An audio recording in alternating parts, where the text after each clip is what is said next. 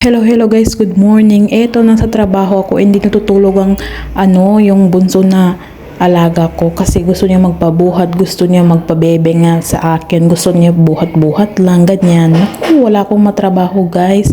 Habang natutulog kasi yung panganay, kailangan makatrabaho na ako kasi yung tikas ng ulo noon. Kapag nagmamapa ko naku, daan-daan siya ganyan, baka ma-slide. So yan guys, no, hindi talaga siya natutulog at hindi ko pa naluto yung meron kasi pinapaluto yung amo ko, pero siya naman ang nag-prepare doon. Iniwan lang sa akin kasi late na daw siya. Tapos binabantayan ko pa yung nag-paint. Naku, hindi natutulog talaga. Sabi ko, matulog ka na nga, may trabaho pa ako, naglilinis pa ako. Pero konti lang naman ang lilinisan, pero kailangan talaga malinis yung paggising ng panganay kasi ang tigas ng ulo nun guys. Hindi ako nagpalaki nun, hindi ko yun makontrol yung panganay. Hindi yun talaga maniniwala sa akin, hindi nakikinig. Makikinig lang yun guys kapag nag-story ako about love life, your char na love life, no. Tapos ito yung nag-paint guys. Hindi masyado ako nagapunta-punta doon kasi parang nagagalit siya tuwing kada minuto gina-check ko siya. Sabi kasi ng amo ko, isabihan mo siya, i-check mo siya kada minuto. O yun, natutulog na yung bata, natulog na. At alam niyo ba, umiiyak pa sa mga oras na yan, umiiyak pa. Tapos nagmamadali lang ako kasi tuwing nilalagay ko, natutulog man siya guys, pero gusto niya dito matulog sa ko nga, sa akin, hawak-hawak ko lang siya. So yan guys, no, nagmamadali na ako ilagay yung mga tapos na yung nahugasan na para naman hindi yung panganay kasi kapag pupunta siya dito sa kusina ko, parang babagyuin ng kusina. Lahat ng drama inubos niya dito.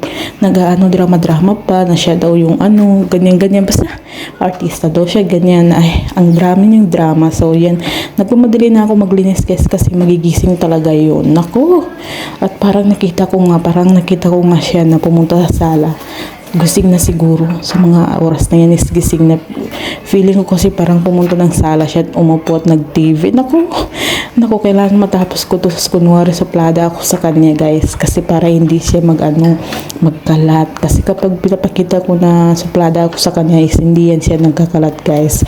Natatakot yan sa akin. Basta hindi ako nagasalita, natatakot yan sa akin. Tapos binabantayan ko pa yung nag-paint kasi nandun kasi sa kwarto mismo. Baka mayroon doon. Alam nyo na, tiyatagong mga treasure. So kakain muna ako ng saging. Naku, bulok ng saging na to.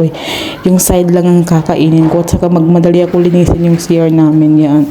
Yung CR namin is malinis na guys. Pwede kang kumain dyan. Malinis at mabango yan. Pero kailangan linisin din kasi siyempre kahit gaano ka bait yung amo mo, kailangan ipakita mo rin na mahal mo yung trabaho mo. Kahit gaano ka kabait ka, kahit sabihin na huwag ka mag-work, magtrabaho ka pa rin para ma-feel niya na belong pa rin sa iyong bahay nila.